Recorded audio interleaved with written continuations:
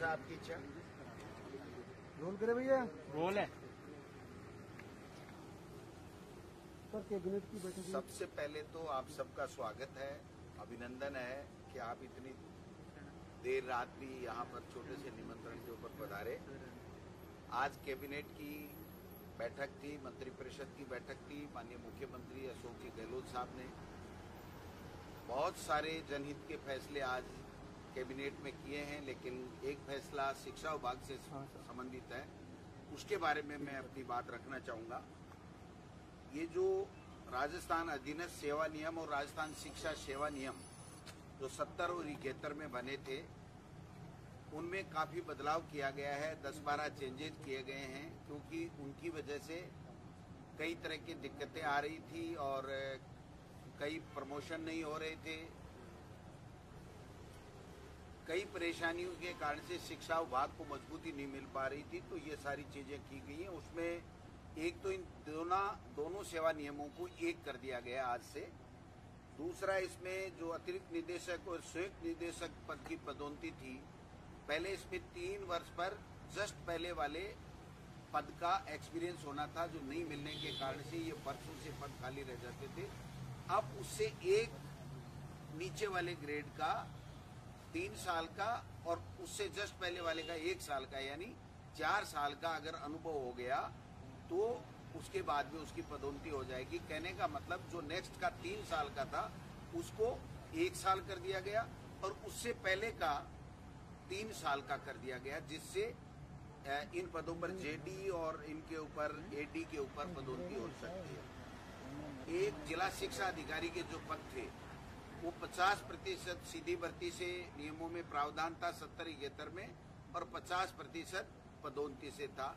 जबकि आज तक जब से सेवा नियम बने हैं, जिला शिक्षा अधिकारी के सीधी भर्ती कभी भी आयोजित नहीं हुई है। और इसकी वजह से हर वर्ष सरकार को माननीय मुख्यमंत्री से, डीओपी से स्थिलन लेकर के और जिला शिक्षा अधिकारी की पदोन्नति उसके पदों पे करनी पड़ती थी, लेकिन उसमें बार बार लोग कोर्ट जाते थे। इस बार भी कुछ जो है अधिकारी प्रिंसिपल कोर्ट में चले गए, स्टे भी हो गया था, उसको वेकेट कराया। तो अब जिला शिक्षा अधिकारी के तमाम पदों के ऊपर पदोन्नति के आधार के ऊपर उनका पदोन्नति होगी, जिससे तमाम 323 जो पद रिक्त हैं वो पूरे के पूरे भर दिए जाएंगे और हर वर्ष एक भी पद रिक्त नहीं रहेगा, जिससे शिक्षा के ढांचे को मजबूती मिलेगी। दूसरा, एक प्रधानाचार्य सीनियर स्कूल का और प्रधानाध्यापक जो सेकेंडरी स्कूल का है, उसमें जो 66 और 33 67 और 33 का अनुपात था, उसके कारण से कई तरह की आपस में दोनों केडर के विवाद होते थे, उसको आज निपटा दिया गया है। और उनका व्याख्याताओं का 80% और हेडमास्टर्स का 20% जो संशोधन करके उनके पद अनुपात बनाया गया है। और इसके साथ ही एक फैसला किया गया है कि प्रत्येक राजकीय उच्च माध्यमिक विद्यालय में प्रिंसिपल के साथ एक वाइस प्रिंसिपल की पोस्ट स्वीकृत की जाएगी, और जो प्रधानाध्यापक है वो डाइंग कैडर हो जाएगा। और डाइंग कैडर होने के बाद में जितने प्रधानाध्यापक होंगे वो सारे के सारे क्रमोन्नत कर दिए जाएंगे, प्रमोट कर दिए जाएंगे। और जो माध्यमिक विद्यालय हमारा होगा उसमें भी प्रिंसिपल ही उसका संस्था प्रधान होगा।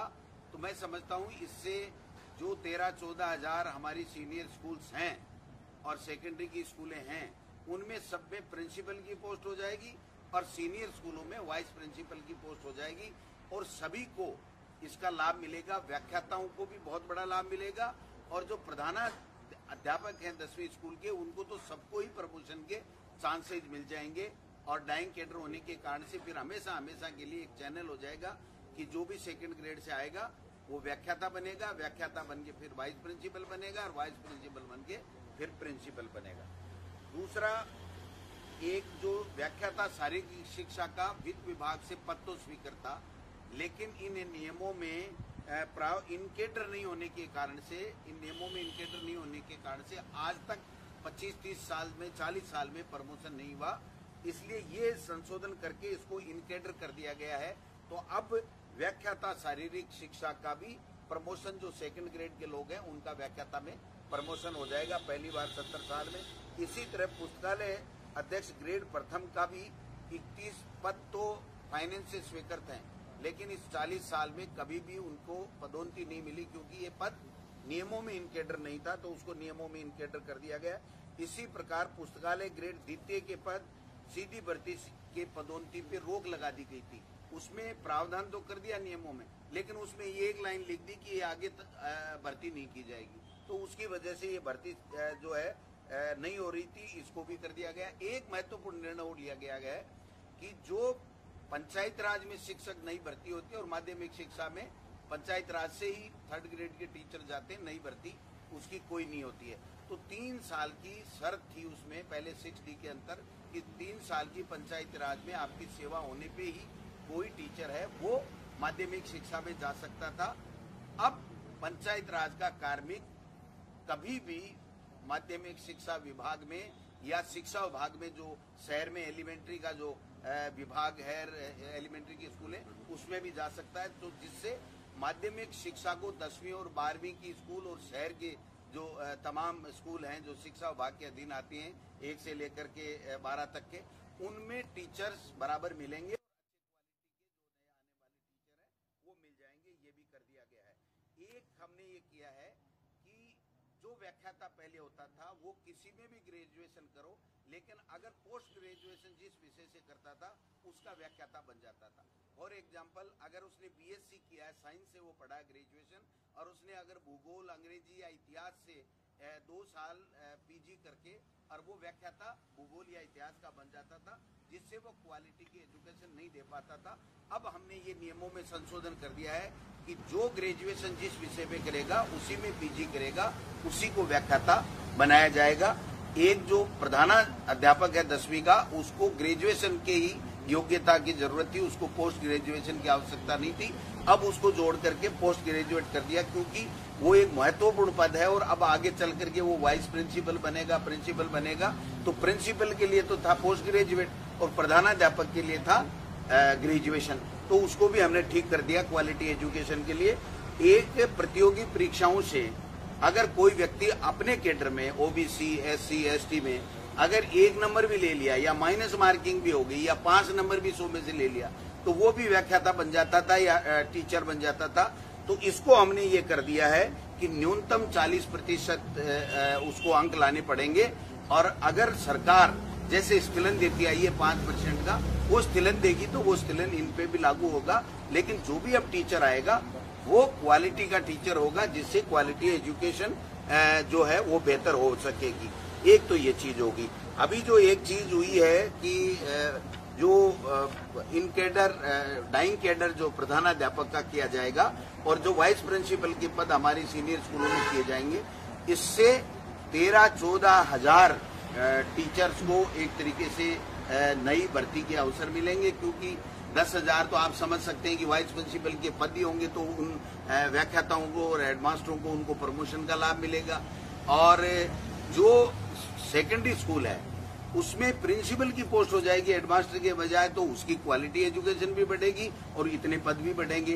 तो कहने का तात्पर्य ये है कि ऐसे ऐसे फैसले आज शिक्षा विभाग के नोट के ऊपर माननीय मुख्यमंत्री जी ने, हमारी कैबिनेट ने लिए हैं, जिससे एक मील का पत्थर आज के फैसले साबित होंगे एजुकेशन को आगे बढ़ाने में राजस्थान में और क्वालिटी एजुकेशन में।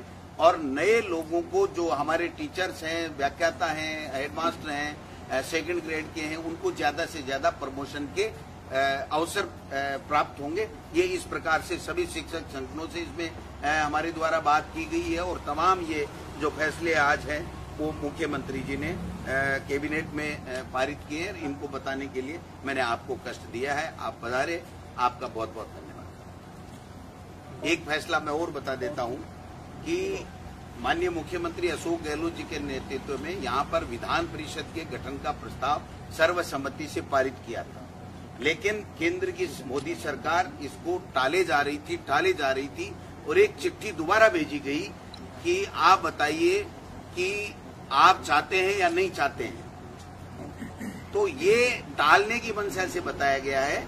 मैं समझता हूं कि माननीय मुख्यमंत्री जी ने पूरी कैबिनेट की सर्वसम्मति से ये प्रस्ताव पुनः कैबिनेट को आज पास कर दिया गया है, भिजवाएंगे कि हम चाहते हैं लोगों को मौका मिले, कार्यकर्ताओं को मौका मिले और विधान परिषद बने, क्योंकि ये कांग्रेस की सरकार और मुख्यमंत्री अशोक गहलोत जी के नेतृत्व में ही ये यूनानिमस फैसला हुआ था। लेकिन भारतीय जनता पार्टी की केंद्र की सरकार इसको बार बार टाल रही है। इसलिए मैं आग्रह करना चाहूंगा भारतीय जनता पार्टी के तमाम नेताओं से कि केंद्र में मोदी जी के नेतृत्व में उनकी सरकार है, इसको फैसला जल्दी से करा के लाएं, जिससे राजस्थान में विधान परिषद बनने का रास्ता साफ हो और लोगों को और ज्यादा अवसर प्राप्त हुए जनता की सेवा करने। तो स्कूल खोलने को लेकर कुछ चर्चा नहीं। आज केवल कोविड को लेकर के, चिरंजीवी योजना को लेकर के, तमाम और कई विभागों के फैसलों को लेकर के चर्चा हुई है। काफी टाइम हो गया, इसलिए आज इस विषय के ऊपर कोई बात नहीं हुई। लेकिन एक फैसला जरूर हुआ है कि जो कॉलेज एजुकेशन है या दूसरे बच्चे हैं, उनके जल्दी से जल्दी हम वैक्सीनेशन कैसे कराएं, इसको लेकर के चिंता व्यक्त की गई और भारत सरकार को एक चिट्ठी लिखने का जो है वो फैसला लिया गया है माननीय स्वास्थ्य मंत्री जी और मुख्यमंत्री जी की तरफ से कि मेहरबानी करके आप वैक्सीन दीजिए। हम लोग एक दिन में 15 लाख वैक्सीन लगा सकते हैं। आज हमारे पास में 70,000 के लगभग वैक्सीन है, कोई वैक्सीन आ नहीं रही है। हम लोग दूसरे डोज भी जिनकी ड्यू डेट होगी उनको भी नहीं लगा पा रहे हैं। तो नए बच्चों को कब लगाएं, कब वो परीक्षा दे पाएंगे, कब कैसे कर पाएंगे। तो ये केंद्र की सरकार से हम आग्रह करते हैं कि इसके ऊपर संवेदनशीलता के साथ में फैसला करें। वो चाहे मंत्रिमंडल विस्तार करें, किसी की छुट्टी करें, किसी को अंदर करें, वो उनका फैसला है। लेकिन मेहरबानी करके वैक्सीन के ऊपर अब स्वास्थ्य मंत्री जी को हाथ धोना पड़ गया, केंद्र के मंत्री जी को, जो तो इससे ये साफ जाहिर है कि मोदी जी की केंद्र सरकार जो कोरोना काल में उनको मैनेजमेंट करना चाहिए था, जो इनको व्यवस्थाएं करनी चाहिए थी, उसमें पूरी तरीके से फेल हुई है और उसके कारण से केंद्र के स्वास्थ्य मंत्री का इस्तीफा मोदी जी को लेना पड़ा है। अपनी साख बचाने के लिए किसी की बलि दी है, लेकिन जिम्मेदारी प्रधानमंत्री की है। प्रधानमंत्री को जिम्मेदारी लेनी चाहिए और मैं समझता हूं कि इसके ऊपर अगर प्रधानमंत्री जी खुले मन से ये कहते हैं कि हाँ देशवासियों मेरे से ये कमी रह गई, मेरे से गलती हो गई, तो उनकी साख थोड़ी बहुत बच के रहती। आज अजय माकन का भी दौरा रहा। थैंक यू, बहुत शानदार। थर्ड ग्रेड शिक्षकों को क्या थर्ड ग्रेड ट्रांसफर करेंगे क्या आप लोग? आज नियमों में संशोधन हुआ है और हम लोग जो 3 साल वाली शर्त को हटा दिया गया है